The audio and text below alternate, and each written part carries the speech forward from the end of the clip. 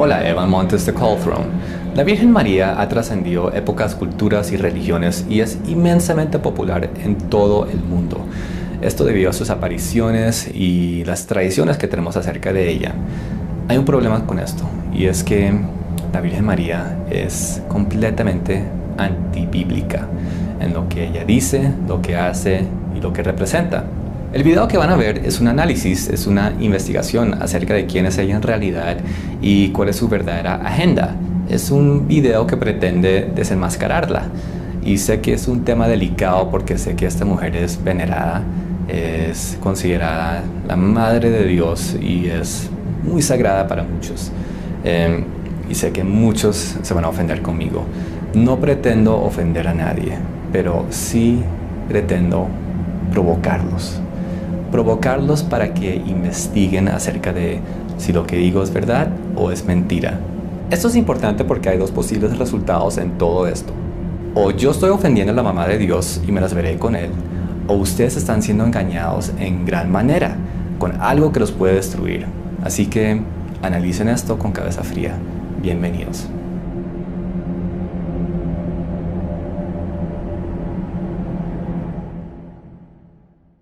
Para entender bien quién era la Virgen María, de nada sirve buscar en la Biblia porque ella no existe en la Biblia. La Virgen María no existe ni proviene de la Biblia. Por lo tanto, el mejor sitio para entender acerca de ella es en la obra literaria de Mary Shelley, Frankenstein. Ahora, muchos de ustedes dirán que me estoy burlando de la Virgencita, que ella sí está en la Biblia. Pero estoy siendo muy serio. Ella no existe en la Biblia. La joven doncella hebrea que se llamaba Miriam en la Biblia, que fue la mamá de Jesucristo, ella sí era muy real. Y por eso es que ella es tan diferente a la Virgen María, ya que la Virgen María es en realidad Frankenstein, o por lo menos similar a Frankenstein. Ahora, ¿por qué digo semejante cosa? En la película Frankenstein de 1931, un científico creó un ser artificial por medios artificiales, juntando pedazos de cadáveres que él había robado del cementerio y finalmente dándole vida artificial.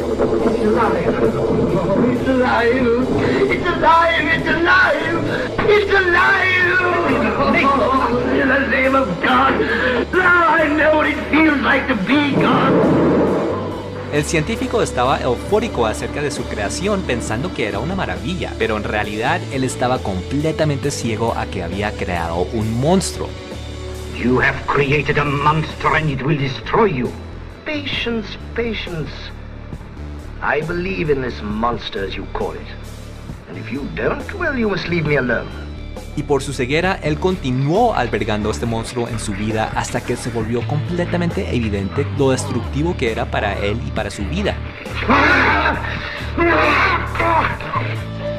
Esto es exactamente la misma historia de la Virgen María, sino que en vez de un científico, lo que tenemos es la Iglesia Católica, quienes crearon esta mujer artificial por medios artificiales, juntando pedazos de su carácter que han creado artificialmente a través de los siglos y finalmente dándole vida artificial y presentándola al pueblo como la Madre Celeste y la Reina del Cielo. Y tal como el científico en la película, la Iglesia Católica y los marianos están completamente ciegos al monstruo que tienen enfrente, pensando que es una maravilla, que es su madre, que es la madre de Dios, no dándose cuenta que es un monstruo que los está destruyendo. Ahora, analicemos todos estos pedazos artificiales que le fueron agregados a la Virgen María para crear su personaje. La razón que digo que todas estas características son artificiales es porque todas son creadas por hombres. Ninguna existe en la Biblia para la joven doncella hebrea Miriam. Es más, son totalmente contrarias a la persona de Miriam. Por ejemplo, el título de Madre de Dios le fue concedido por el Vaticano en el año 431 en el Concilio de Éfeso. Este título no existe en la Biblia porque es un título blasfemo. Dios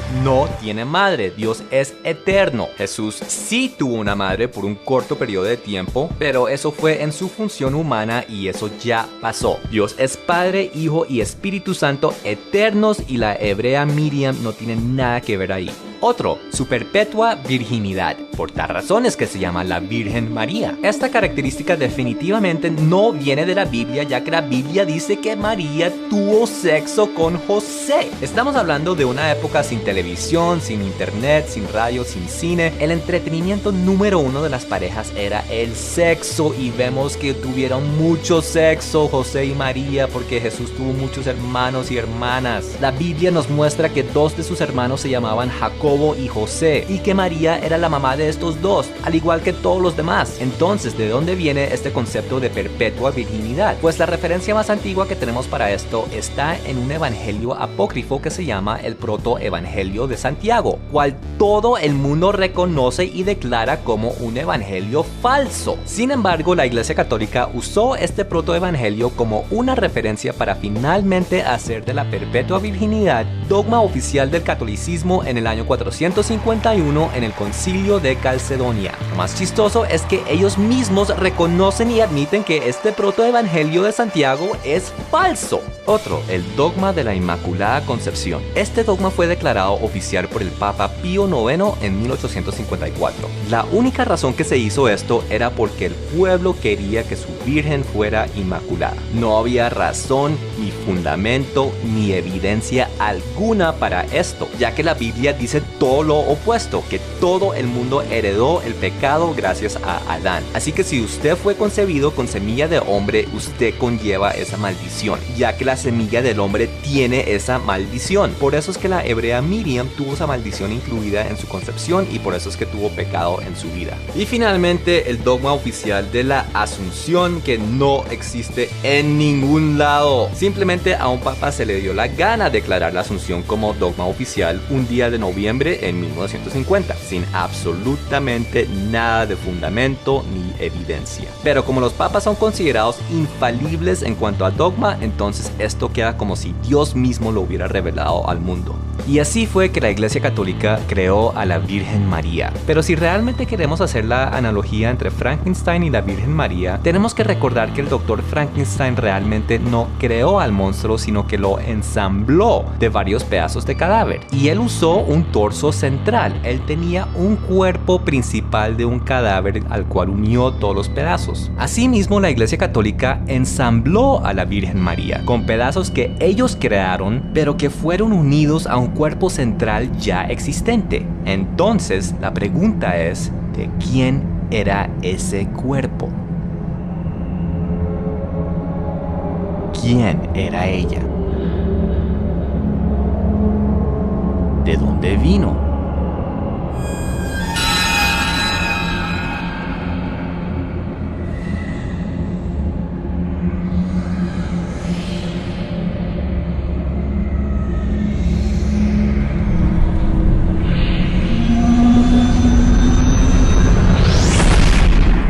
Para saber quién era la Virgen María, antes de su transformación moderna, hay que viajar mucho más al pasado,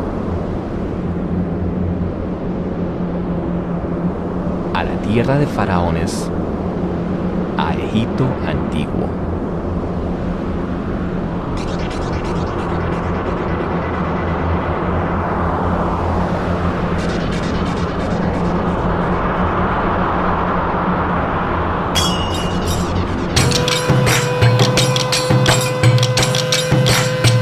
Isis, gran maga, gran diosa madre, reina de los dioses, diosa de la maternidad y del nacimiento, la reina del cielo.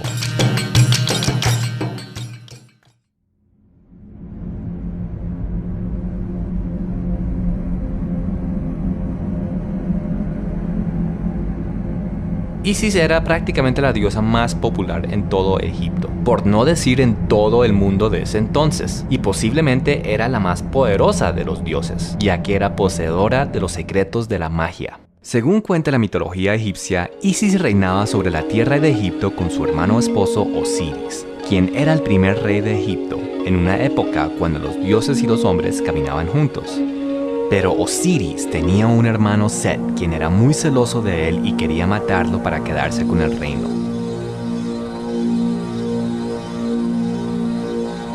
Set conspiró contra Osiris, lo asesinó y se quedó con el trono de Egipto.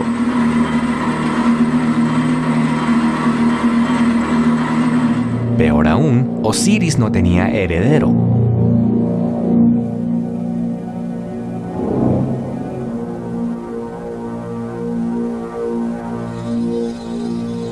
Pero Isis, con su poderosa magia, logró resucitar a Osiris y copular con él una última vez para así quedar embarazada con un legítimo heredero al trono.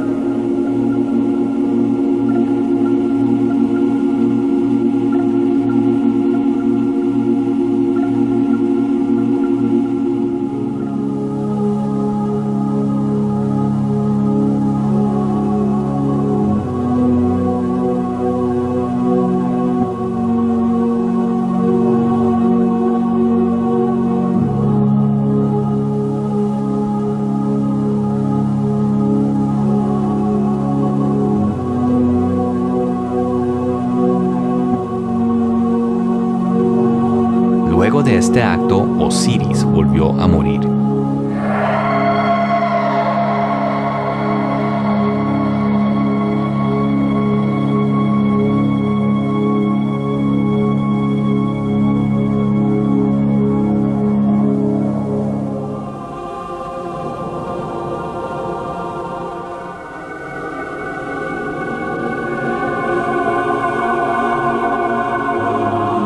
Mientras que Isis quedó embarazada con Horus, hijo de Osiris, futuro rey de Egipto.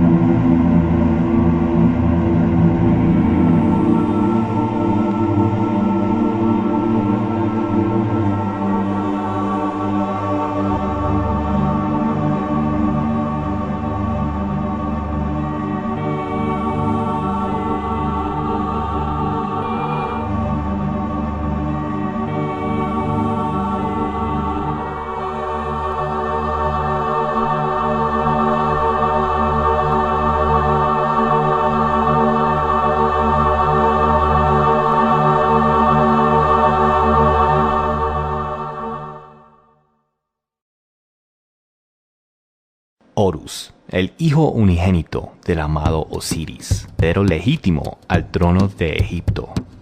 La inmensa popularidad de la reina Isis con su niño dios rey Horus no pudo contenerse solo en Egipto, sino que se esparció por todo el mundo conocido de ese entonces en diferentes presentaciones de acuerdo a las culturas y tradiciones de cada región.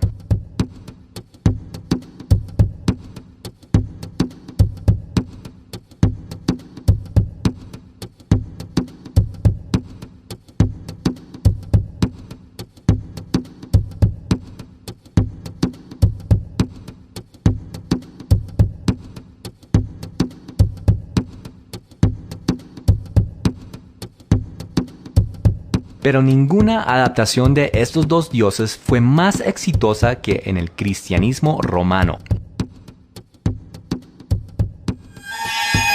Lo cual trae la pregunta, ¿cómo es que tantas religiones y culturas se han aferrado a un mito netamente egipcio? Pues fácil, porque Isis no es un personaje ficticio de la mitología. Isis es un ser de verdad. Una de las peores creencias del mundo moderno es que el mundo antiguo antes era supersticioso y que creían en dioses imaginarios. Esto es un fatal error histórico, porque malentender el pasado es malentender el futuro. Los dioses paganos pasados eran verdaderos, y la Biblia nos da testimonio de esto. Cast down my staff before Pharaoh, that he may see the power of God.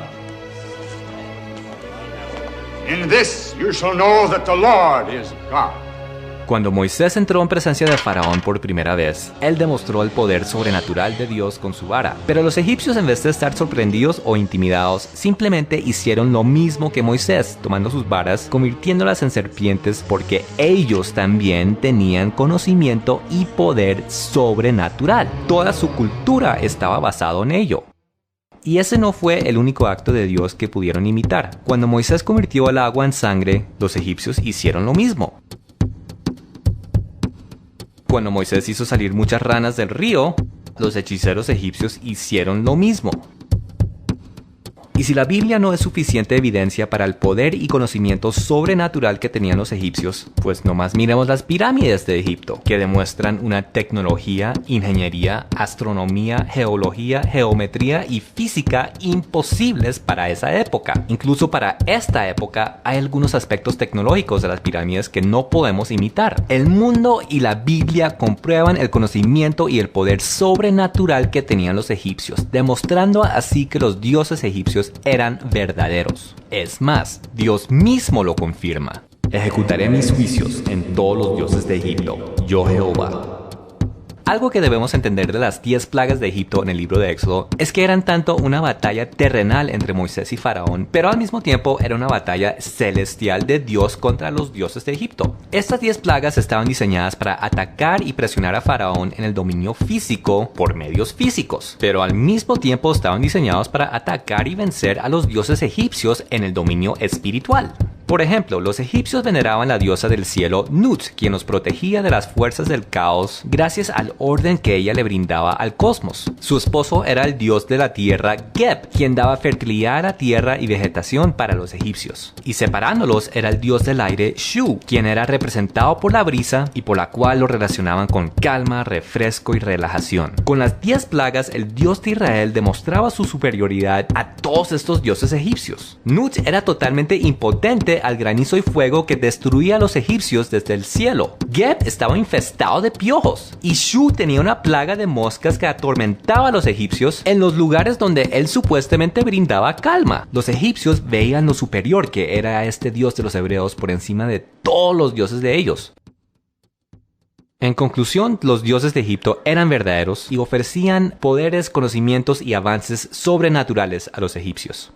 Pero la Biblia nos dice que solo hay un Dios verdadero, lo cual significa que estos dioses egipcios, aunque sí existían, no eran en realidad dioses. Eran demonios, disfrazados de dioses, con todo tipo de ofrecimiento en cuanto a conocimiento oculto y poder sobrenatural para el ser humano, con el fin de llevarlos por caminos de destrucción.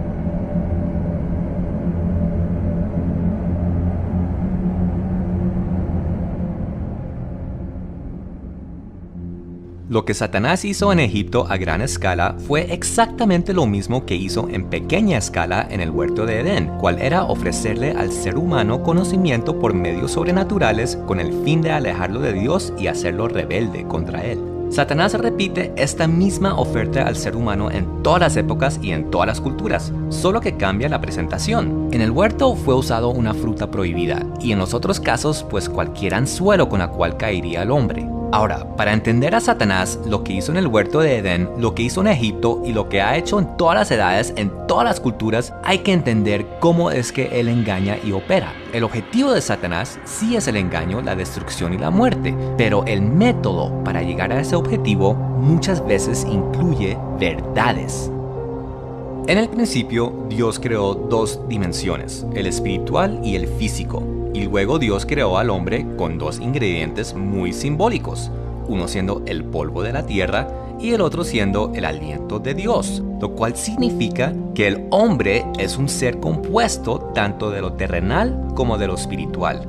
Es un ser bidimensional. Y Dios puso al hombre en el punto donde el cielo y la tierra se unían, en el huerto de Edén, porque ahí estaba el ser que unía estas 2 dimensiones, quien era Jesucristo. Y ahí la conexión que tenía el hombre entre lo físico y lo espiritual era perfecto, dándole una armonía para su vida, para su existencia. Pero cuando el hombre comió de la fruta prohibida, él murió el mismo día que lo hizo, tal como dijo Dios. solo que no murió en lo físico, ya que él seguía andando y hablando, sino que murió en lo espiritual. El perfecto balance, armonía y conexión que tenía entre las dos dimensiones fue quebrantada, y el hombre perdió su conexión a Dios, desconectado de la fuente de la vida, al cual Dios inició un proceso de reparación de esa conexión. Aunque el hombre iba a seguir muerto espiritualmente hasta la llegada de Jesús, Dios quería seguir teniendo una relación y comunión con el hombre, aunque ahora tocaría de una forma más separada, más desconectada, por decirlo así.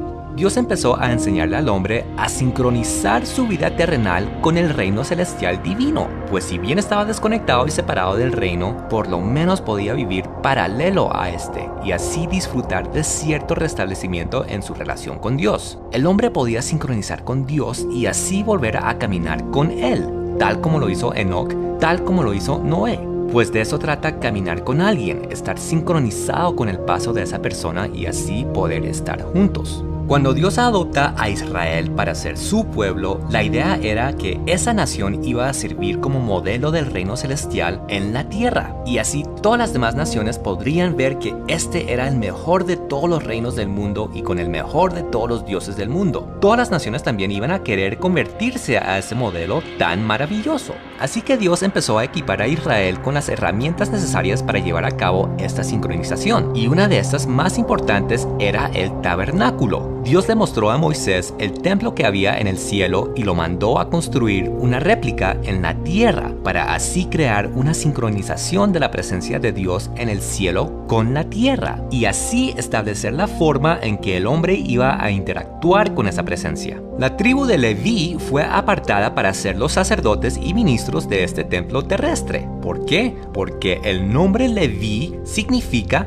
conexión. La tribu de Leví eran los sacerdotes, los encargados de conectar el pueblo con su Dios. Y las instrucciones para hacer y mantener esta conexión llegó en el monte Sinaí y se conoce como la ley de Moisés, la ley de Dios. Incluso en el Padre Nuestro que nos dio el Señor Jesús hay una oración para esta conexión. Hágase tu voluntad en el cielo como en la tierra. Pero la conexión más asombrosa la vemos en el Evangelio según Mateo cuando Pedro declara que Jesús es el Hijo de Dios. Con esta declaración, el espíritu de Pedro vuelve a restablecer con Dios aquella conexión que se perdió en el huerto de Edén. Pedro es aparentemente el primer ser humano en hacer esto desde Adán. ¿Cómo lo hizo? Pues por medio del que crea esta reconexión espiritual entre Dios y hombre, Jesús. Y por eso es que Jesús prosigue a decirle a Pedro que ahora él está sincronizado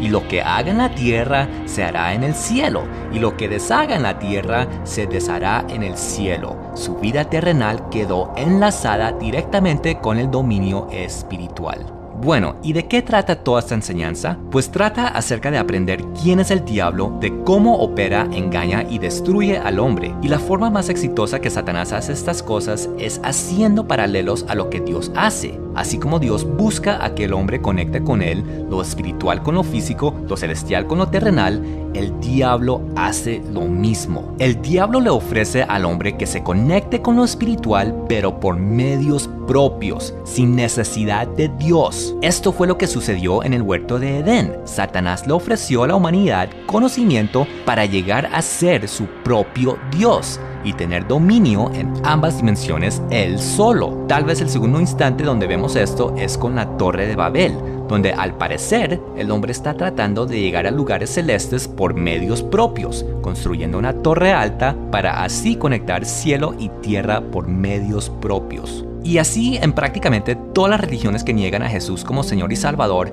vemos esta ecuación como el propósito del hombre, de llegar a lugares celestes o de conectar cielo con tierra de forma independiente y esquiva a Jesucristo. Y tal vez el caso más evidente de esto era la cultura egipcia antigua. Hay que entender que toda esa arquitectura, todas esas estructuras en Egipto no eran diseños de moda o de gustos egipcios, sino que todo eso era herramientas para conectar cielo y tierra.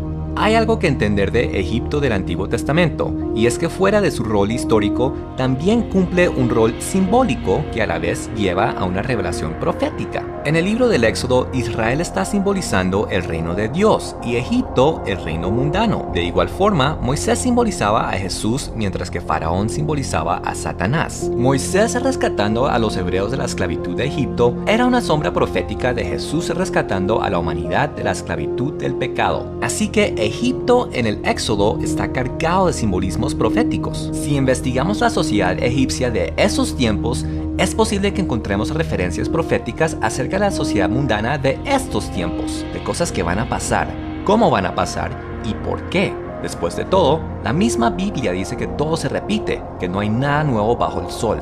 Así que comencemos con el hecho que Egipto tenía un conocimiento y poder sobrenatural. Solo que hay que entender que no era toda la sociedad cual poseía esto, sino solo un pequeño y exclusivo grupo de adeptos, quienes después de ser iniciados a estas artes esotéricas pasaban a cumplir funciones en posiciones de importancia. El poder y conocimiento sobrenatural que Satanás dio a Egipto era oculto de la sociedad en general y dado a unos pocos para manipular y controlar a las masas. Por eso es que no existen rastros ni registros de cómo los egipcios hacían lo que hacían. Eran una sociedad secreta, por decirlo de cierta forma. Sin embargo, el propósito de por qué lo hacían sí quedó registrado, pues prácticamente todas las construcciones religiosas y templos egipcios eran en sí como un registro en el sentido de que estaban comunicando algo, sea astrológico, astronómico, cronológico, esotérico, espiritual, educativo o cualquier otro tipo de información relevante a esa cultura. Y dentro de las pirámides del Imperio Antiguo de Egipto, encontramos textos grabados en sus muros, cuales constituyen los escritos más antiguos que existen en el mundo. Esta colección de escritos se conoce como los textos de las pirámides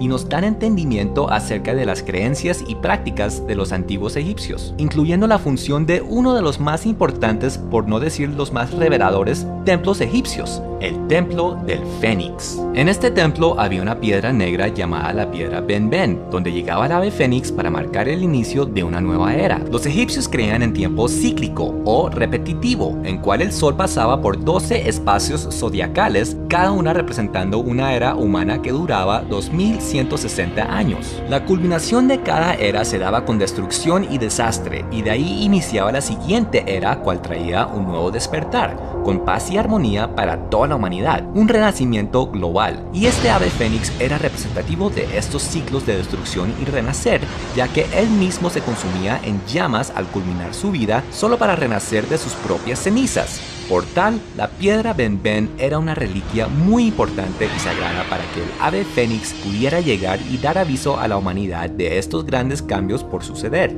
En el templo del Fénix, la piedra Ben-Ben estaba puesta en la cima de una columna sagrada. Lo interesante es que esta piedra tenía forma cónica. Esto aparentemente dio inicio a que todos los posteriores obeliscos y pirámides en Egipto se construirían con una réplica de la piedra Ben-Ben en su cima. Esta réplica puntiaguda llegó a conocerse como el piramidión. Ahora, seamos sinceros, una piedra cónica encima de una columna recta, ¿no les parece algo anatómico? ¿O será esto solo un truco óptico de nuestra perversa y sucia imaginación? Pues consideremos un par de cosas. Primero, la palabra Ben-Ben significa esperma o semilla.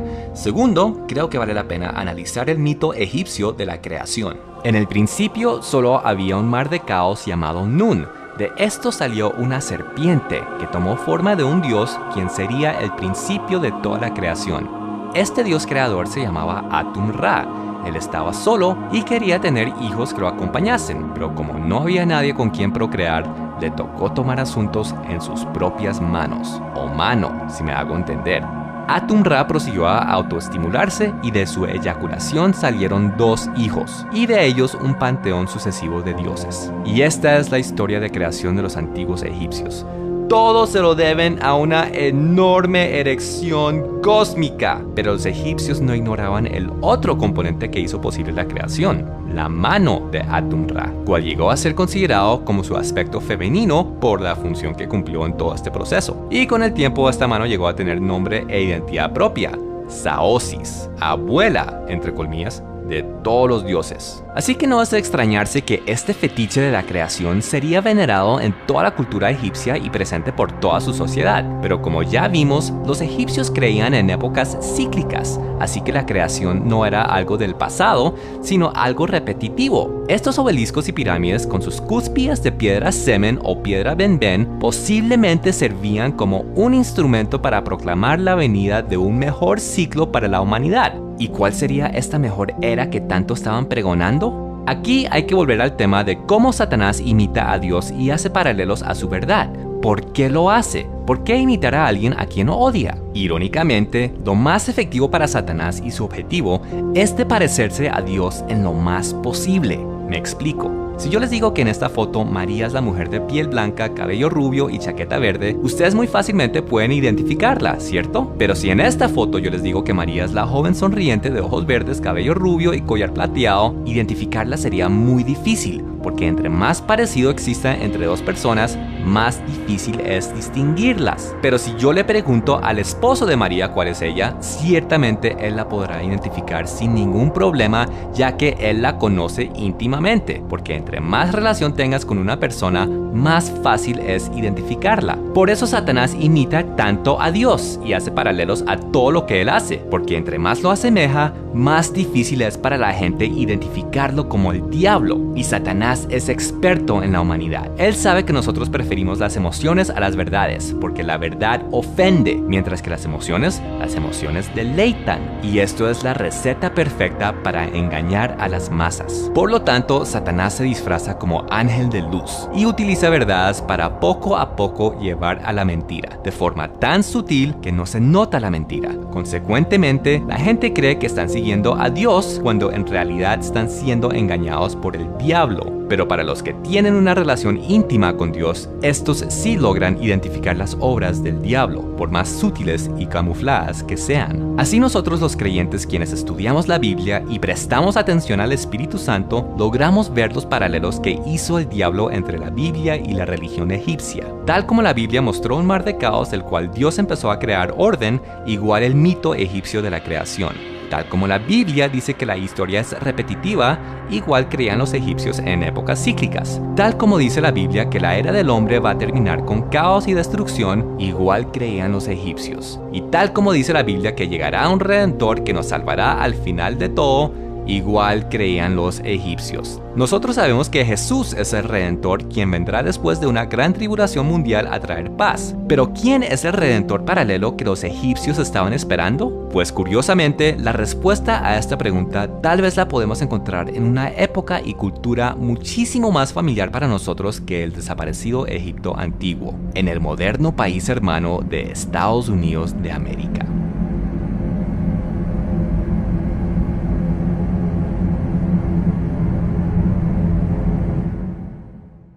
1776. Una nueva nación ha nacido en el continente americano. Para su capital, se ha tomado un pequeño territorio de la colonia de Virginia. Empiezan a construir sus edificios, sedes gubernamentales y calles, pero con un diseño muy especial. Todo está siendo cuidadosamente colocado bajo un esquema y cronograma astrológico, como si se estuviera sincronizando esta ciudad con lugares y eventos celestes. Y si eso no fuera suficiente, muchas de las sedes, monumentos y arte de esta ciudad son réplicas de arquitectura y simbolismo pagano antiguo, lo cual trae la pregunta: ¿en qué estaban pensando los diseñadores de Washington DC? Pues si se tiene en cuenta que estos eran francomasones, la respuesta se puede ir revelando. Los masones son prácticamente la sociedad secreta más poderosa del mundo, de la cual se conoce abiertamente. Están compuestos de políticos, militares, empresarios, famosos y otros de la élite social. He aquí el chiste: la palabra masón significa albañil, y los francomasones definitivamente no tienen nada que ver con esta actividad. Entonces, ¿por qué llamarse masones? Pues porque ellos sí son albañiles, solo no de casitas ni residencias, sino de sociedades. El propósito de la masonería es de construir una nueva civilización y ellos pretenden ser los albañiles quienes lo edificarán. Bueno, ¿y qué tiene que ver esto con el antiguo Egipto? Pues que los antiguos egipcios tenían el mismo objetivo: Ya vimos que el propósito de Dios es de enseñarle al hombre a sincronizar lo físico con lo espiritual por medio de y sujeto a su palabra. Y ya vimos que Satanás imita a Dios. Y ya vimos que el antiguo Egipto hace una sombra profética del mundo secular de hoy. Entonces analicemos lo que estaban haciendo los antiguos egipcios con su sociedad para enterarnos qué está sucediendo en la nuestra. Los egipcios, por medio del poder y conocimiento sobrenatural que les fue dado por Satanás, estaban configurando sus construcciones con constelaciones y movimientos astronómicos. Así como Moisés construyó el tabernáculo para sincronizar cielo con tierra, los egipcios construyeron pirámides para lo mismo, una sincronización imitación. Ahora, si el templo celestial de Dios fue duplicado en la tierra con el tabernáculo, ¿qué estructura celestial estaba duplicando las pirámides? Para responder esto, miremos las creencias religiosas de los antiguos egipcios. Ellos creían en Tep-Sepi, la primera vez. Esto es la supuesta primera edad de oro egipcia, cuando los dioses vivían con los hombres, dando lugar a una paradisíaca y avanzada sociedad. Pero lo mejor de Tep-Sepi era que Osiris e Isis reinaban sobre el pueblo, hasta que llegó Set y mató a Osiris. Con Osiris muerto e Isis escondida con su heredero, la edad de los dioses y hombres llegó a su fin, y el deterioro de la sociedad por causa de esta separación de dominios era cuestión de tiempo. Esto estaba profetizado en algunos manuscritos antiguos, como las Admoniciones de Ipuwer, un papiro encontrado del antiguo Egipto donde un sacerdote sabio llamado Ipuwer describe a Egipto en caos y destrucción. Ciertamente la cara palideció, el arquero está preparado, pues el malhechor está por todas partes. No existe el hombre de ayer, la muerte no escasea. ¡Qué horror! ¿Qué puedo hacer? Las ciudades están destruidas y el Alto Egipto se ha convertido en tierras estériles. Pero aún con la ruina y calamidad envolviendo a Egipto, Ipuwer anuncia la esperanza de un redentor. Mirad, este es el pastor de todos. No existe el mal en su corazón. ¿Dónde está hoy? En otro texto antiguo conocido como el Asclepio, el dios egipcio de la sabiduría, Tot, supuestamente le dice a su discípulo favorito: ¿acaso ignoras, oh Asclepio, que Egipto es la imagen del cielo, el lugar a donde se transfieren y descienden todas las cosas gobernadas y producidas desde el cielo? Y para decirlo con toda verdad, nuestro país es el templo del mundo entero. Sin embargo, como a los sabios corresponde conocer lo que vendrá, se impone no ignoréis lo que sigue. Los dioses dejarán la tierra y volverán al cielo, abandonarán Egipto. ¡Ay, Egipto, Egipto! De tus cultos nada quedará, sino leyendas fabulosas, que ni tus propios hijos creerán, y solas sobrevivirán, grabadas en la piedra. Y una vez más se anuncia la llegada de un redentor en medio del caos. Cuando todas estas cosas ocurran, oh Asclepio, entonces aquel Señor y Padre Dios corregirá los errores, consumirá la entera maldad para devolver al mundo su antiguo rostro. Y así será el nacimiento del mundo, renovación de todas las cosas buenas. Tiempos difíciles estaban anunciados para los egipcios, pero al final, la esperanza de un regreso a aquella época dorada de equilibrio y orden cuando los dioses caminaban con hombres. Para esto construyeron la réplica del cielo en la tierra, creando el tan necesitado enlace entre ambos dominios. ¿Pero réplica de qué? Como ya vimos, el mito va en que Isis logró resucitar a Osiris apenas para procrear con él y quedar embarazada con un legítimo heredero al trono. Y luego Osiris volvió a morir e hicieron con él la primera momificación, cual tenía la función de enviarlo al Duat, o el reino de los muertos, cual quedaba en las estrellas. Osiris al morir ascendió al Duat, convirtiéndose en la constelación de Orión y recibiendo el título de Señor del Duat. Esto dio inicio al rito de la momificación para todos los posteriores faraones cuando morían, asegurando un viaje a las estrellas donde sus almas iban a renacer como una estrella en el Duat y así unirse a Osiris. Esto lo podemos ver en los textos de las pirámides. Oh rey, tú eres la gran estrella, el compañero de Orión, quien atraviesa el cielo con Orión, quien navega el Duat con Osiris. El cielo te ha concebido con Orión. Que asciendas al cielo, que el cielo te dé nacimiento como Orión. Viva y sé joven al lado de tu padre, al lado de Orión en el cielo. Pero ¿dónde quedaba este Duat? ¿Y cómo hacían para enviar los faraones muertos hasta allá? Pues para eso eran las pirámides. Las pirámides son la conexión con el Duat por medio de la cual podían ascender las almas de los faraones muertos y renacer como una estrella de Orión, o sea, de Osiris. Las pirámides de Egipto son la constelación de Orión-Osiris en la Tierra. Esto está registrado en los textos de las pirámides. Oh Horus, este rey es Osiris. Esta pirámide suya es Osiris. Esta construcción suya es Osiris. Únete a él. Egipto fue configurado para ser el portal al Duat, el reino de los muertos, y las pirámides son el cuerpo del dios de los muertos, Osiris. Orion's belt points to the brightest star in the sky, Sirius. If one looks at the Hopi Mesas as the stars of Orion's belt, they also point to an important location, Chaco Canyon. But why Orion?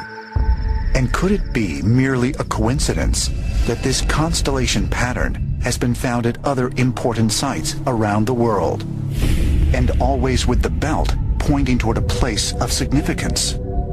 Ancient astronaut theorists have discovered the constellation of Orion lining up with the Mayan complexes along the Street of the Dead in Mexico City. And here, Orion's belt points to Cholula, the largest pyramid in the world. They also find it at the Giza pyramids in Egypt, with the belt pointing toward the city of Heliopolis, a place of worship for ancient Egyptians.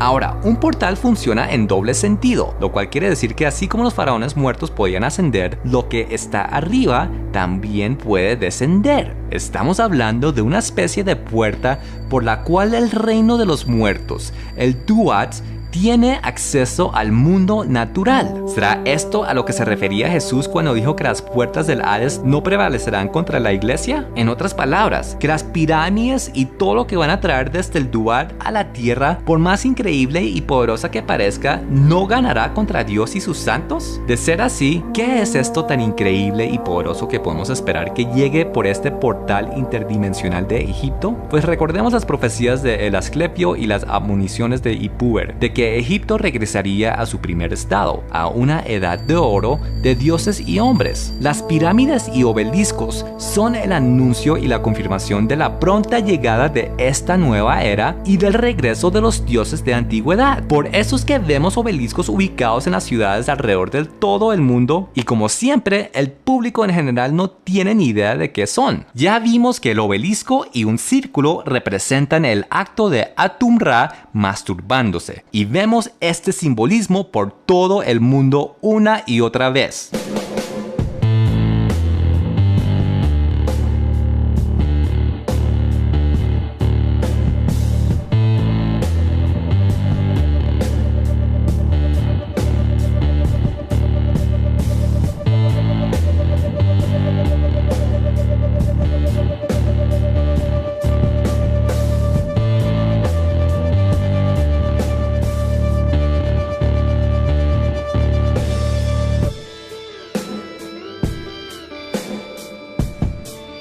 Pero el peor de todos, siendo en la misma institución que debería estar denunciando tales obras en vez de acogiéndolas, el Vaticano. Y aquí es donde los protestantes empiezan a alzar voces. Que es que el Vaticano es la iglesia de Satanás, que es que el Vaticano es la gran ramera de Apocalipsis, etcétera, etcétera. Muy bien, pues ahora miremos iglesias protestantes.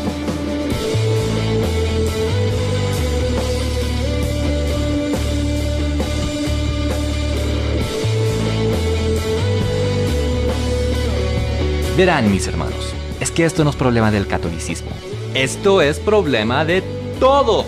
Satanás está infiltrado en absolutamente toda iglesia cristiana en existencia. Todos estamos en desobediencia en una que otra cosa gracias a la confusión generada por el diablo con respecto a la palabra de Dios. En conclusión, el mundo está repleto de ciudades esotéricas, arquitectura pagana y templos interdimensionales. Igualmente, la civilización global está totalmente desconectada de Jesucristo y en completa oscuridad espiritual.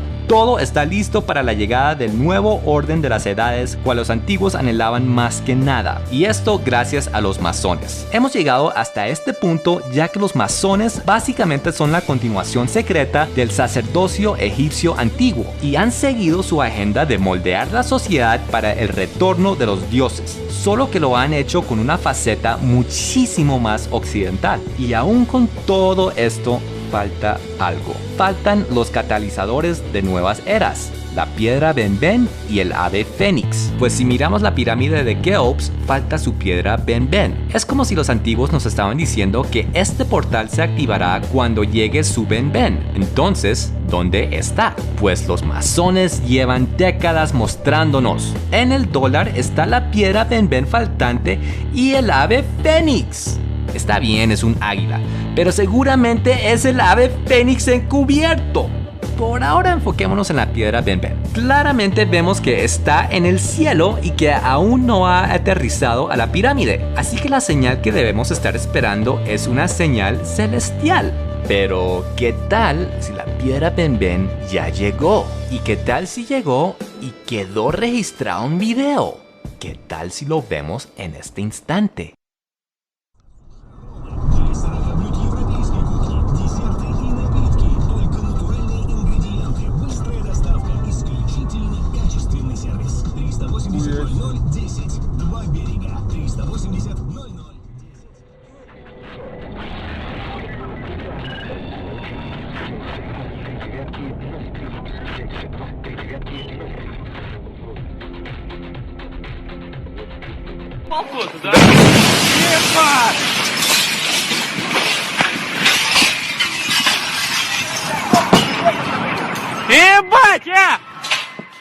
¡Un meteorito!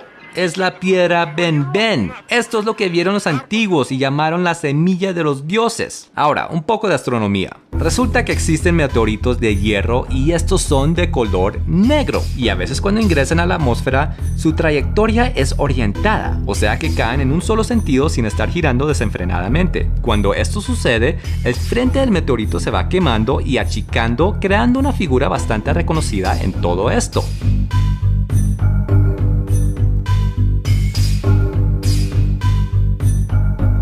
Esta misma figura se repite en el área donde el meteorito impacta.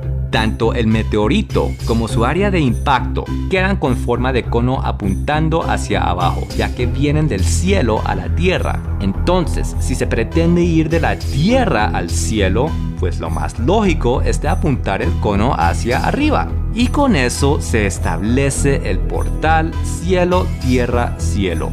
Pero los masones nos ofrecen aún más información con su diseño en el dólar, porque si miramos esta piedra Ben-Ben, vemos que lleva un ocupante. El ojo que vemos aquí es de Horus. Este Ben-Ben no es cualquier semilla de cualquier dios, es la semilla de Osiris, señor de los muertos, enviándonos a su hijo para ocupar su lugar como legítimo heredero al trono de Egipto, o sea, el trono del mundo. Los egipcios de ayer, los masones de hoy, han anunciado que Horus, hijo del señor del Duat Osiris y la reina del cielo Isis, va a regresar al mundo para tomar su lugar como rey y llevar la humanidad al nuevo orden mundial.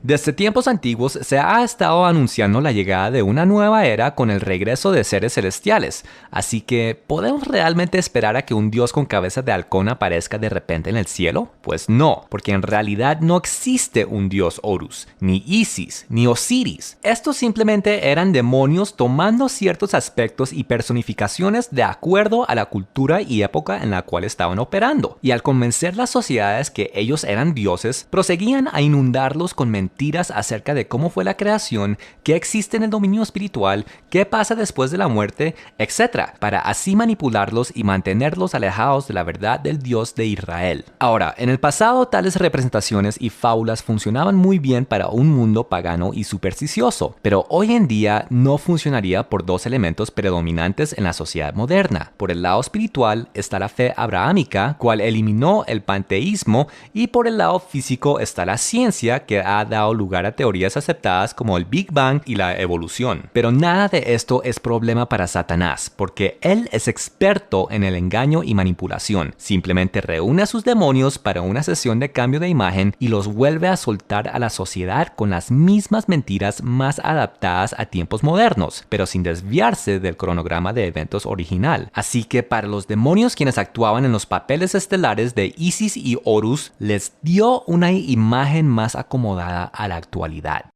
La Virgen María, la nueva cara e imagen de la antigua Isis, que ahora sí es compatible no solo con la religión cristiana, sino también con el Islam, hinduismo, budismo, nueva era, Wicca y prácticamente toda otra religión, lo cual pone a la Virgen María en una extraordinaria posición de ser el común denominador entre tantas religiones distintas, lo cual hace posible que ella unifique las religiones bajo un gran esquema universal. En cuanto a su antiguo hijo Horus, él también llega con una nueva cara e imagen. ¿Y cómo será? Bueno, lo interesante es que cada religión tiene una versión de la llegada de un redentor para la humanidad. Así que este Horus tendrá que ser alguien cual cumpla con las expectativas de todos. Parecería una tarea bastante difícil, pero la verdad es que entre más cambian las cosas, más siguen igual. Aunque vivimos en una época con más información y más accesibilidad a información que en todas las épocas anteriores combinadas, aunque tenemos más avances en ciencia y tecnología como nunca antes, la sociedad sigue igual de pagana y supersticiosa como siempre. No importa cuánto avance una sociedad materialmente, estar sin Jesús es seguir en tinieblas. Y si miras bien, podrás ver que nada ha cambiado. Así como había adoración a ídolos en el pasado, hay adoración a ídolos en el presente. Sacerdotes paganos, sacerdotes paganos. Prostitutas de templo, prostitutas de templo. Fanatismo religioso,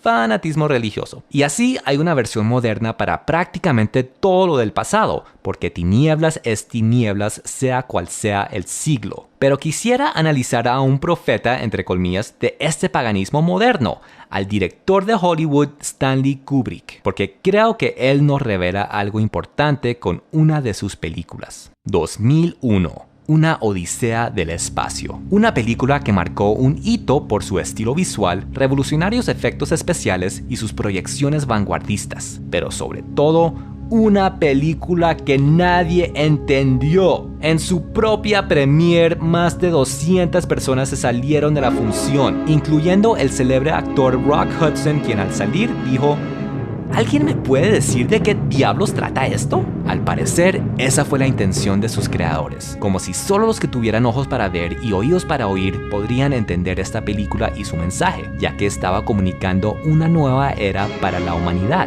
Analicemos. La película comienza con humanos primitivos, y desde el cielo llega una losa negra. Los humanos primitivos, tocan esta losa negra y se vuelven inteligentes, dando inicio a la evolución hacia el hombre moderno, al cual vemos en su conquista del espacio, donde vuelven y encuentran otra losa negra en la luna.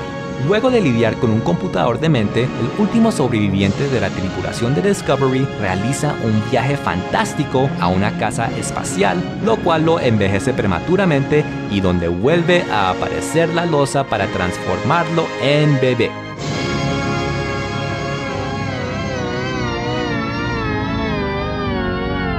No tiene sentido esta película, al menos que usted sepa mitología egipcia. Entonces la película tiene sentido. Todo esto es la religión antigua egipcia en versión ciencia ficción Hollywood. Esta losa negra es la piedra Ben Ben, cual desciende del cielo anunciando una nueva era para la humanidad. La primera vez que lo vemos, da inicio a la era del hombre moderno y al final de la película convirtió el astronauta en bebé. ¿Por qué? porque recordemos que cuando los faraones morían, eran enviados al Duat por medio de las pirámides para renacer como una estrella de Orión Osiris. Y esto es lo que le pasó al astronauta. Él representa el hombre moderno ya en su máxima evolución y ha llegado la piedra Benben anunciando que él va a ser llevado a la nueva etapa de su evolución, a la nueva era para los seres humanos. El astronauta, como los faraones, renace en las estrellas como un ser superior. Pero aquí es donde se pone interesante. Sabemos que la piedra Benben es cónica.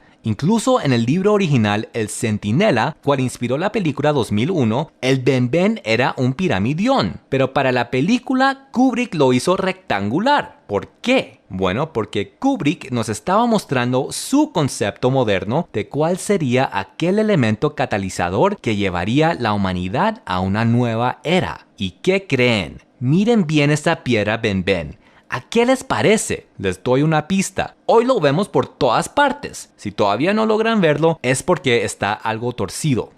Ahí está. La piedra Benben de Kubrick es una pantalla plana. Kubrick nos estaba mostrando con asombrosa precisión que la era de la informática, representado aquí con una pantalla plana, iba a ser lo que llevaría a la humanidad a su próxima era. ¿Y de dónde viene este formato rectangular tan omnipresente en nuestra sociedad? Pues viene de Hollywood. Todas estas pantallas en aparatos que tenemos son réplicas de la pantalla de cine, debido a que, a diferencia del televisor, que era un formato casi cuadrado, el de cine da una vista más amplia, ofrece una visión más extensa, con más información y capacidad para ver. En cierto sentido, le abre los ojos al público. Esto es prácticamente lo mismo que proclamaban los egipcios con su dios rey Horus. Él tenía cabeza de halcón porque los halcones tienen una visión mucho más avanzada que los humanos. Pueden ver más allá, más lejos. El ojo de Horus representa un dios quien le abrirá los ojos a la sociedad y los iluminará. Y así Stanley Kubrick estaba en lo cierto. Solo que se equivocó en algo. La informática y medios masivos sí nos han preparado para una nueva era, pero no porque nos han iluminado más, sino irónicamente porque nos han embrutecido más. ¿Por qué? Porque la verdadera fuente de iluminación y sabiduría es Dios y su palabra, y estos han sido sistemáticamente eliminados en gran parte de nuestras sociedades y vidas, al tiempo que las pantallas planas han sido colocadas por todos lados y han sido saturadas con enormes cantidades de basura y estupideces, cuales a su vez alimentan un apetito insaciable que la población general ha desarrollado por ello. El resultado de esto es obvio: inmoralidad, ignorancia y distracción masiva. Estos son los verdaderos catalizadores que traerán la nueva era. La informática y los medios masivos simplemente eran la herramienta para crear esta situación. Con la inmoralidad, Dios se convierte en el villano, volviéndose demasiado políticamente incorrecto e intolerante para una sociedad que lo ve como anticuado y tirano. Con la ignorancia, la gente no tiene ni idea que estamos en fin de tiempos, pensando que todo es debido a ciclos naturales o artificiales del mundo y que igual tienen solución natural o artificial. Y con la distracción, Satanás puede obrar tranquilamente en sus vidas y sociedades sin que ellos se den cuenta. Así, Satanás prosigue con su agenda de llevarnos a la nueva era donde los dioses volverán a la tierra. ¿Pero qué dice la Biblia acerca de esto? Pues la Biblia nos revela que sí habrá un tipo de nueva era tal como ha sido anunciado. Dice que 3 sujetos llegarán a la tierra haciendo grandes señales y prodigios en el cielo, tanto que todo el mundo quedará maravillado con ellos. Solo que a diferencia de todas las demás fuentes, la Biblia nos revela la verdadera identidad de estos sujetos, quienes pronto llegarán: Satanás, el anticristo y el falso profeta. Recuerden, Satanás imita a Dios y hace paralelos a lo que él hace, y estos 3 sujetos son un paralelo a la Santa Trinidad de Padre, Hijo y Espíritu Santo. Según interpretaciones escatológicas de la Biblia, Dios se va a retirar de este mundo y le dará rienda suelta a Satanás durante 7 años, y gracias a la escasez de sabiduría que hay en las sociedades, le será facilísimo a esta trinidad satánica engañar a las masas. Todas las profecías paganas, tanto antiguas como modernas, se van a cumplir en mayor o menor grado en estos 3. Para los religiosos o espirituales, la Virgen María se encargará de manipularlos para que piensen que esto es de Dios. Pero ¿qué pasa con los que no son religiosos o espirituales? Los que son ateos o científicos. Bueno, pues Satanás está preparado para todo. Para ellos, la decepción será algo con la cual ellos podrán identificar. ¿Recuerdan en el primer capítulo cuando dije que la doctrina de la Asunción de María fue dada por el Papa Pío sin ninguna razón? Bueno, pues eso no era exactamente cierto. La verdad es que sí hubo algo que lo inspiró a tomar tal decisión. El Papa Pío vio un ovni. En serio, vio un ovni. Solo que la Iglesia Católica lo llama de otra forma. El milagro del sol. Todo comenzó hace muchos años en un pueblito llamado Fátima, en Portugal. Y en este pueblito habían 3 pastorcitos que vieron las apariciones más famosas que existen de la Virgen María. Al reunir todo el pueblo y miles de personas y periodistas del mundo, todos pudieron ver el famoso milagro del sol, cual empezó a girar por todo el cielo, cambiar en múltiples colores y finalmente caer hacia la multitud. Pero cuando estaba a punto de impactar, echó reversa y volvió a su sitio normal.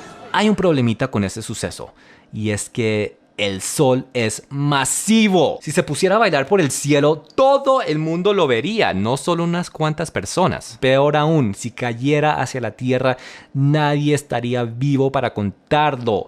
Este círculo danzante no era el sol. Años más tarde, el Papa Pío XII dijo haber visto el mismo suceso 4 veces. En sus notas papales dijo: he visto el milagro del sol. El sol, cual aún estaba muy alto, se veía como una esfera opaca y pálida, completamente rodeada de un círculo luminoso. Se alejaba un poco, girando o moviéndose de izquierda a derecha o viceversa. La descripción que este papa dio es prácticamente el testimonio estándar que dan los que han tenido una experiencia cercana del tercer tipo. Esferas luminosas, movimientos abruptos, radiación de colores, etc. Y si eso no es suficiente, resulta que el Vaticano está altamente involucrado con astronomía. No porque sea una institución dedicada a las ciencias cósmicas, sino porque aparentemente se están preparando para hacer contacto con extraterrestres. April 2nd, 2005. Pope John Paul II, the second longest serving pope in history, dies. He is praised as being one of the most influential leaders in the 20th century. April 8th, at 6:03 a.m., hours before John Paul's funeral, an unidentified flying object is filmed by a security camera observing St. Peter's Basilica. Could this mysterious object be evidence of a connection between the Vatican and alien life? Strange-looking craft begin to appear in Christian art as early as the 1400s. Quite frequently, artists would put symbols in the sky, but in a couple of cases, they kind of look like flying saucers. One painting, the Madonna with San Giovannino, depicts the Lady Madonna in the foreground and San Giovannino in the background pointing up to the sky. And he sees a craft that is clearly visible in the painting. In the Middle Ages and through the Renaissance, they would take events from the present and depict them in the paintings. These were real things that people saw in the sky. In The Miracle of the Snow, you have a painting of Jesus and Mary above, and below it appears to be what could be described as a fleet of UFOs or flying saucers directly below them. The Baptism of Christ, painted in 1710, shows what looks like a flying saucer beaming down toward Jesus. The Crucifixion features a pair of what look like UFOs. Are the objects captured in these works of art records of religious devotion, or evidence of the Church's connection to spacecraft, and perhaps even creatures from another world? Unsealed case file, the sighting at Fatima. 1917, the climax of World War I. Portugal attempts to remain neutral in the global conflict. The country is gripped with fear, and its people are looking for a sign of what's to come. On October 13th, 1917, in Fatima, Portugal, a mass UFO sighting with more than 70,000 witnesses took place. During the event, the rain stopped. Some witnesses believed that the clouds parted, and what was described as a saucer-shaped craft came down from the heavens above towards Earth. According to eyewitnesses, 3 children approached the vision and witnessed an apparition of a beautiful woman. The vision reportedly included a glowing globe-shaped vehicle showering rose petals that disappeared upon hitting the ground. According to the girls, the apparition gave them a cryptic message. Over the years, they attribute that to being the Virgin Mary, but it's very possible that this could have been something else. That apparition, that vision, gave a prophecy to those three little girls, and it was a vision of the future, a prophecy of the future. The message has been interpreted as images from an apocalyptic future. It is filled with flaming swords and so-called demons who come in the forms of frightful and unknown animals. Could the Vatican be hiding details that this frightening message is warning of a coming alien invasion? A lot of the information for Fatima really didn't come out until about the year 2000. It's believed even to this day that not everything has been revealed. If this really was a message from another world, and it was a warning, a lot of people ask, should we know? Visions, lights in the sky, sightings and messages from strange beings. Reports of possible UFO activity continue to be reported around the world, and according to experts, the Vatican openly investigates them. In 2011, a group of people on the Ivory Coast of Africa saw a light in the sky. It wasn't just a light in the sky, it was a diamond-shaped light in the sky.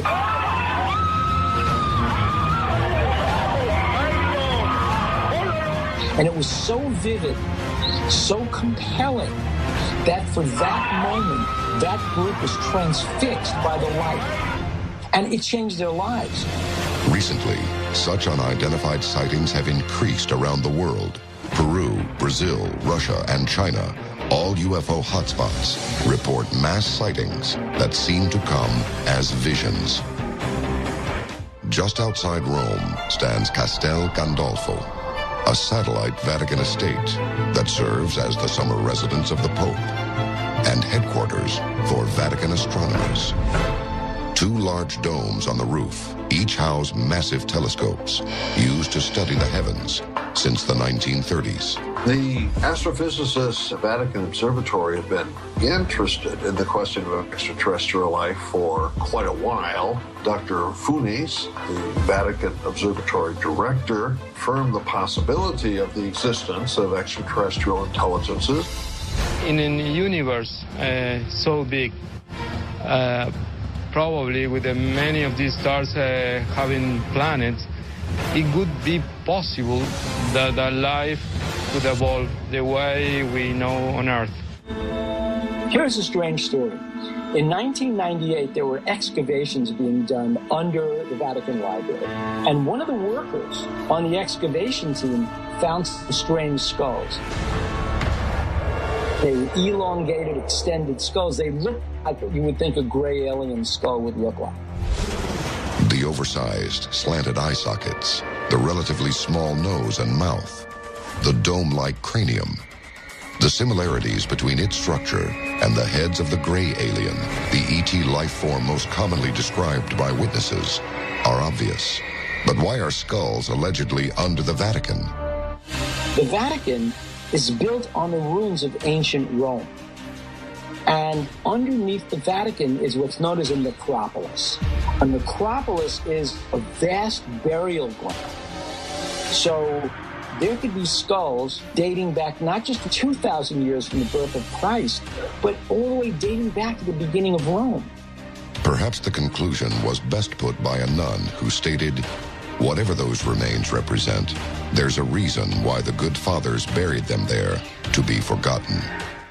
Así que la Virgen María no solo puede unir las diferentes religiones del mundo, sino que también puede unir lo sobrenatural con lo paranormal. Ella es perfecta para unir todos estos elementos y para convencer al mundo de que esto es para evolucionarnos a la utopía humana que el mundo siempre ha soñado en compañía de seres celestes que han regresado. Solo que la Biblia ya nos reveló que esto es obra de Satanás, para dar al anticristo potestad sobre el mundo entero. La verdad es que lo que viene, sea por medio de las pirámides, ovnis o lo que sea, es completamente diabólico y la Virgen María será quien lo coordine todo.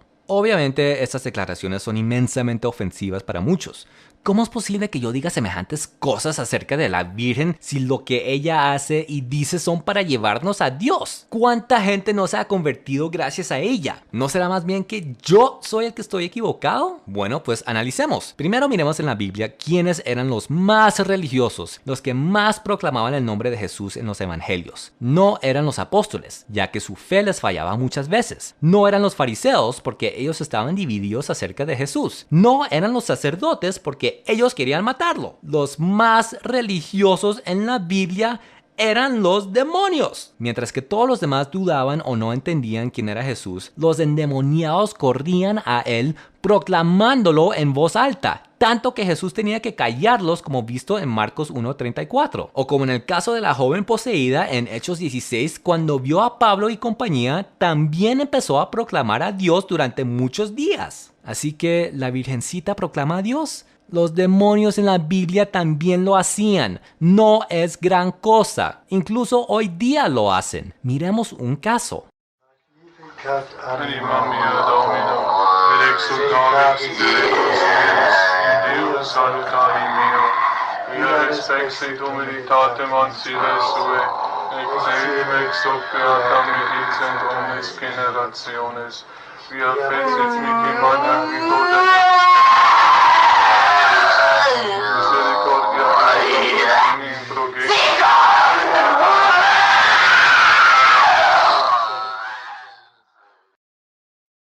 Annalisa Michel era una joven alemana que supuestamente fue poseída y murió a causa de la debilidad física que esto eventualmente le causó. Su caso inspiró la película El exorcismo de Emily Rose, entre otras. Según afirmó ella, estaba poseída por 10 demonios, y estos parecían ser bastante predicadores, sobre todo hacia la fe católica, ya que supuestamente decían cosas como: deben seguir el mensaje de Fátima, deben recitar el rosario o será el fin. Los católicos tienen la verdadera doctrina y van tras los protestantes como prostitutas. Si la gente supiera qué les espera por no ir a la iglesia, les irá muy mal. Ya no obedecen al Papa en Roma. Aquel en Roma es quien mantiene la iglesia en pie. Otras manifestaciones de Annalisa incluían una compulsión obsesiva por arrodillarse cientos de veces al día hasta reventarse las rodillas, y estigmas que le aparecían repentinamente en las manos y en los pies. Pero definitivamente lo peor de todo es que Annalisa optó voluntariamente por ser poseída y atormentada hasta la muerte, porque alguien la influenció a hacerlo. Adivinen quién fue ese alguien. To było pewnej niedzieli. Jej przyjaciel Piotr pojechał z nią na spacer do rajskiego młyna.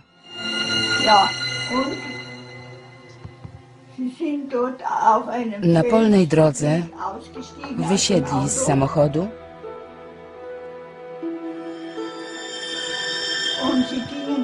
i poszli razem na spacer.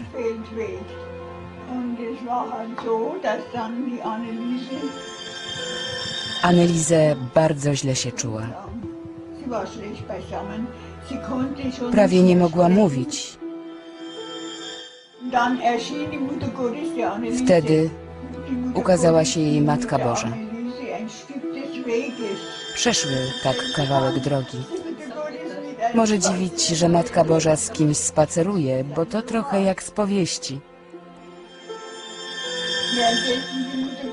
Spacerowały tak po parku.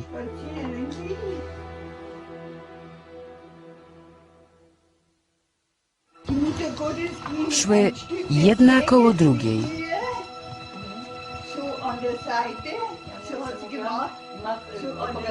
Podczas tego spaceru Matka Boża powiedziała: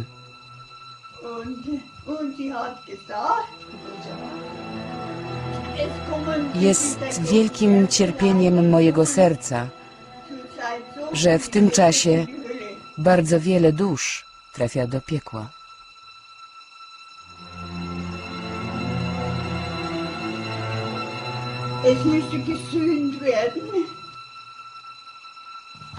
Trzeba czynić pokutę za księży, za młodzież i za Twoją ojczyznę. Czy chcesz czynić pokutę za te dusze, które inaczej będą potępione na wieczność? On stał, a Anneliese uklękła i modliła się. W tym momencie widzenie zakończyło się. Kiedy powrócili tu, do domu, Anneliese wbiegła po schodach na górę. Przyszła i powiedziała: mamo, mamo, popatrz na mnie. Ja mogę znów chodzić, mogę skakać, podskakiwać, tańczyć. Ukazała mi się Matka Boża. Pomyślałam, chyba niedobrze usłyszałam. Objawiła się Matka Boża? Nie, to niemożliwe, ona zwariowała. Tak, tak, powiedziała, ukazała mi się Matka Boża. Powiedziała to kilka razy. I Matka Boża kazała mi czynić pokutę, bo inaczej wiele dusz pójdzie do piekła. Przyszłam do Anneliese. Ona wtedy całymi dniami i nocami klęczała albo stała przed krzyżem. I powiedziałam: Anneliese, nie możesz tego zrobić. Odpowiedziała: mogę, mamo. Jeśli ja nie zrobię teraz tego, co powiedziała mi Matka Boża, to będę winna, że tak wiele dusz pójdzie do piekła i będą na wieczność potępione. Wtedy i ja będę winna.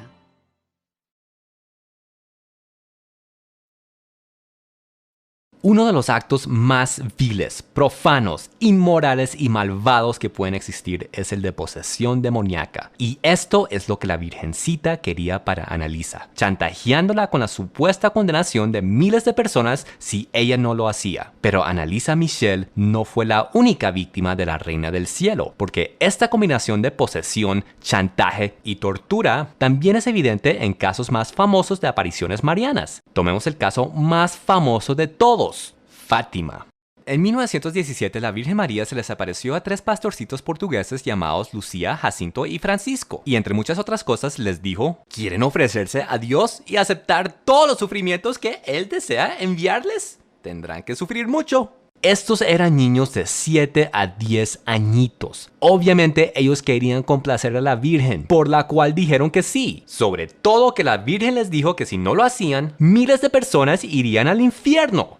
Y también tenían que rezar el rosario todos los días o si no serían culpables de prolongar la Primera Guerra Mundial. No soy psicólogo, pero creo que este tipo de responsabilidades pueden afectar un poquito a un niño. Sigamos. En su libro Fátima, en las palabras propias de Lucía, la hermana Lucía escribió: la Santísima Virgen nos recomendó practicar la mortificación. Unos días después, mientras caminábamos por la carretera con nuestras ovejas, encontré un pedazo de cuerda y jugando me la amarré al brazo. Al rato me di cuenta que me estaba lastimando. ¡Mira! ¡Esto duele!, le dije a mis primos. Podríamos amarrarlo alrededor de nuestras cinturas y ofrecer este sacrificio a Dios. Dividimos la cuerda entre los 3. Este instrumento de penitencia nos causaba tremendo sufrimiento. De vez en cuando, Jacinta no podía contener las lágrimas porque era mucho el dolor que le causaba. Cuando le decía que se lo quitara, ella respondía: ¡no! Quiero ofrecerle este sacrificio a Dios en reparación y conversión de los pecadores. Jacinta y Francisco continuaron usando la cuerda durante el día por más de 1 año, al menos hasta octubre de 1918, cuando ambos se enfermaron casi al mismo tiempo. Un día Francisco me dio la cuerda diciendo: tómalo antes que lo vea mi madre. No creo poder amarrármelo más a mi cintura. Unos días después de enfermar, Jacinta me dio su cuerda y dijo: guárdamelo. Temo que mi madre lo vea. Si mejoro, lo quiero de vuelta. Esta cuerda tenía 3 nudos y manchas de sangre. Otros sacrificios que hacían los 3 pastorcitos con el visto bueno de la Virgen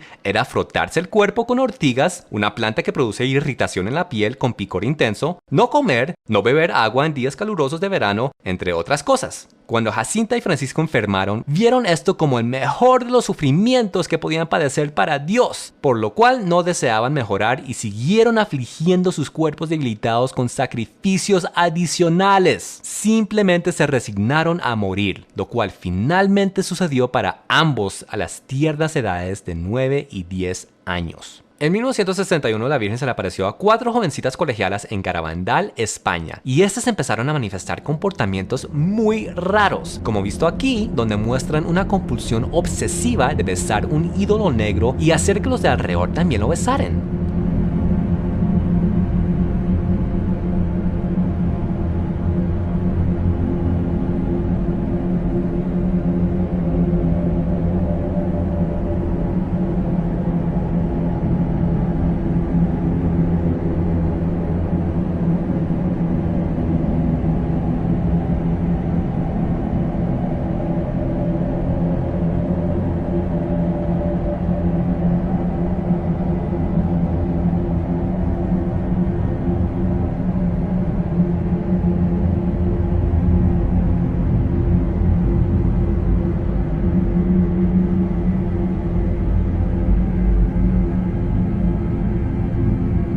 también caminaban al revés con sus cabezas hacia atrás. Algo completamente antinatural y hasta escalofriante, por lo cual lo hacen en películas de horror.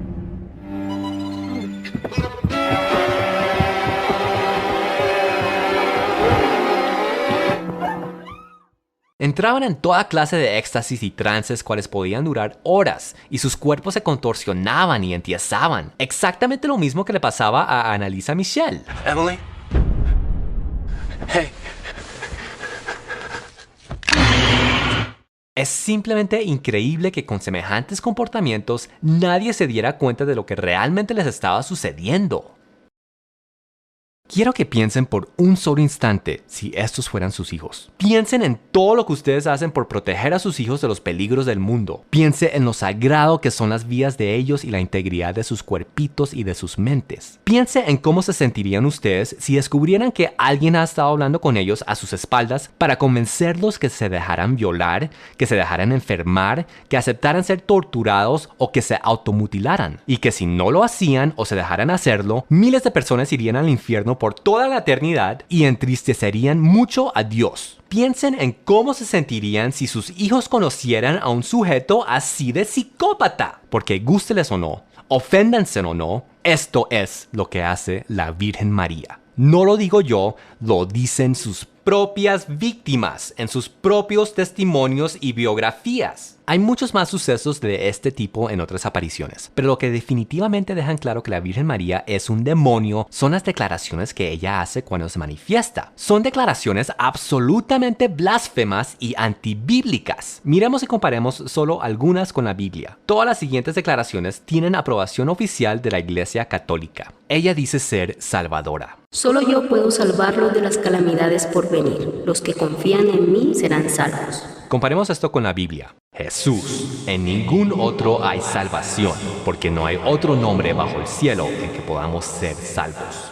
Ella dice haber hecho obra redentora. Categóricamente afirmo que su sufrimiento se convirtió en mi sufrimiento, porque su corazón era el mío. Y así como Adán y Eva vendieron el mundo por una manzana, de cierto modo mi hijo y yo redimimos el mundo con un solo corazón. Comparemos con Isaías 47:4. Nuestro Redentor, Jehová de los ejércitos, es su nombre. Es mediadora. Hijitos, yo soy la madre del buen consejo, mediadora, quien está tratando de persuadirlos a escuchar el llamado. Mi mensaje es de fe, amor y esperanza. Más que cualquier cosa, trae reconciliación entre pueblos y naciones. Es lo único que puede salvar este siglo de guerra y muerte eterna. 1 Timoteo 2:5. Porque hay un solo mediador entre Dios y los hombres, Jesucristo.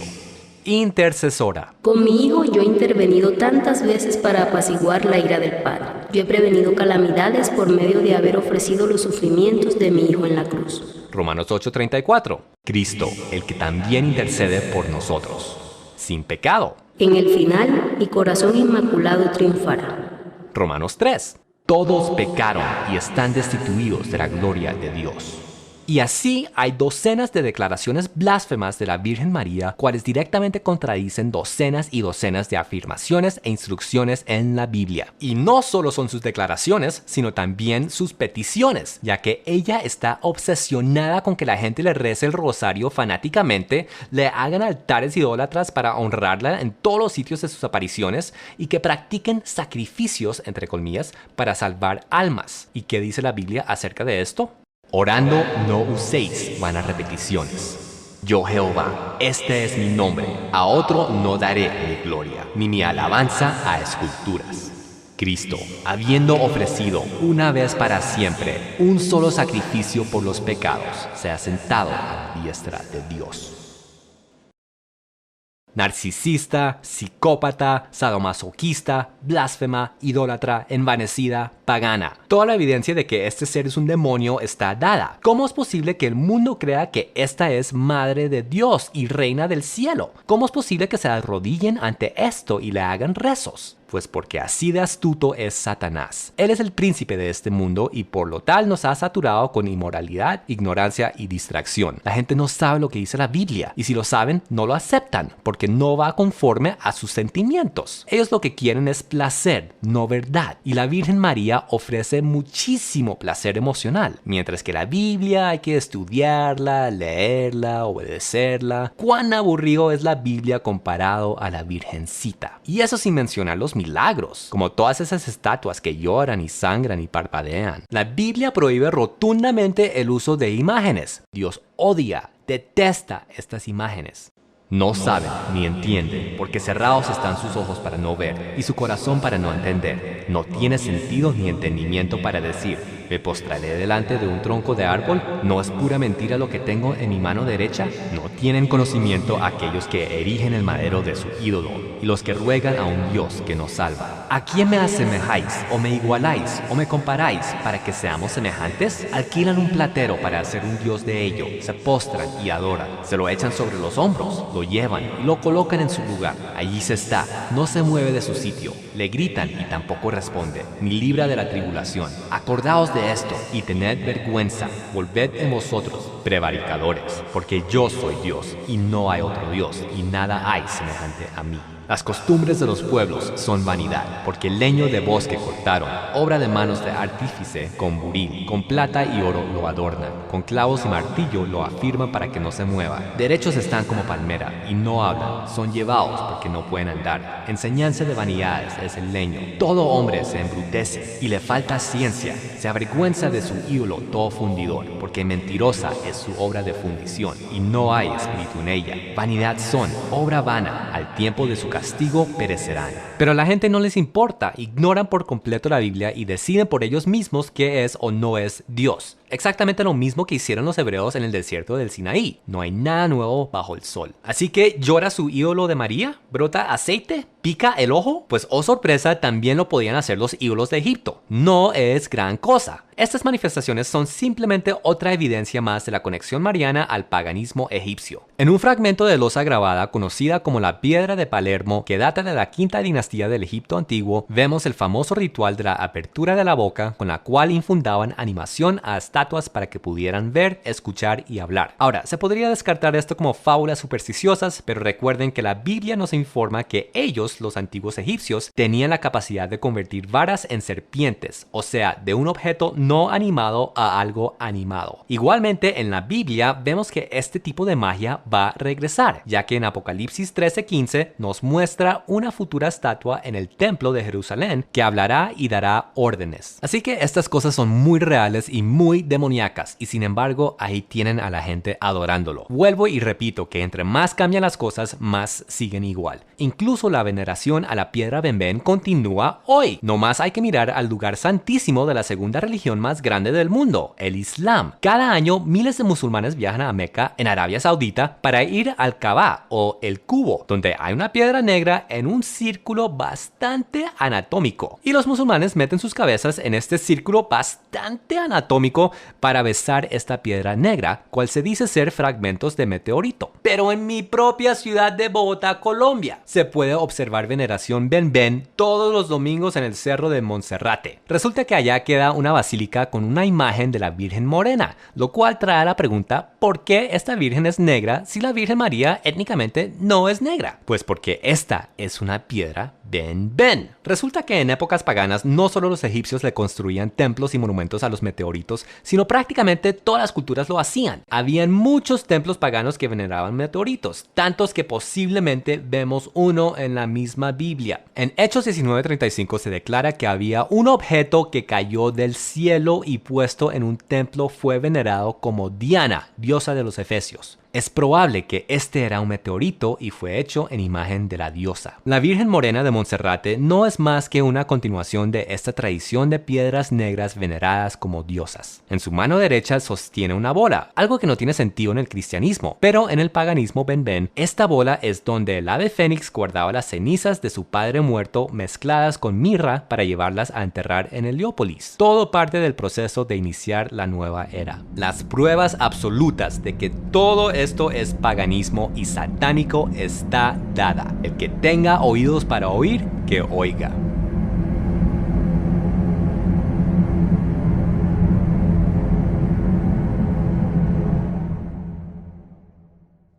La Virgen María no existe en la Biblia. La joven hebrea Miriam, mamá de Jesús y esposa de José en los Evangelios, no es la Virgen María. Sin embargo, hay muchos quienes hablan de supuestas profecías en la Biblia acerca de ella. Algunas de estas supuestas profecías incluyen Génesis 3:15, donde se interpreta a la Virgen María derrotando a Satanás, el arca de testimonio en el Pentateuco, cual se interpreta como símbolo profético de la Virgen, algunos versículos en Cantares, Isaías 7:14, donde se anuncia una Virgen dando a luz, y el famosísimo Apocalipsis 12, interpretado como la Virgen María vestida de sol y coronada de estrellas.